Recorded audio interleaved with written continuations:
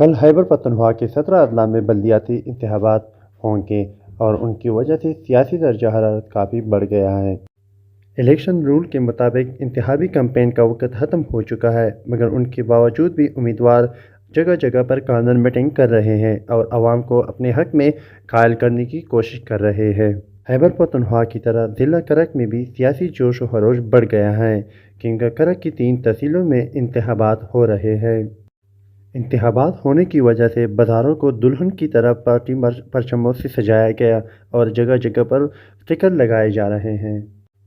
کرک کی تحصیل بانڈہ داؤد شاہ میں جی you I F اور پی ٹی آئی کے درمیان سخت مقابلہ ہونے کا امکان ہے، جبکہ کرک تحصیل میں پی ٹی آئی اور نون لیگ اور جمعیت فی کے درمیان مقابلہ ہوگی، اور تحصیل 37 میں آزاد امیدوار اور پی ٹی آئی اور جمعیت فی کے درمیان مقابلہ ہوگا۔ امیدواران کافی پرجوش ہیں، کیونکہ ان کا خیال ہے کہ پچھلی حکومت میں بلدیاتی نمائندوں کو بہت فنڈ ملا تھا اور اس بار بھی ویسے ہی ہوگا اور ہمیں بہت فنڈ مل کر ہم عوام کی مسائل حل کر دیں گے۔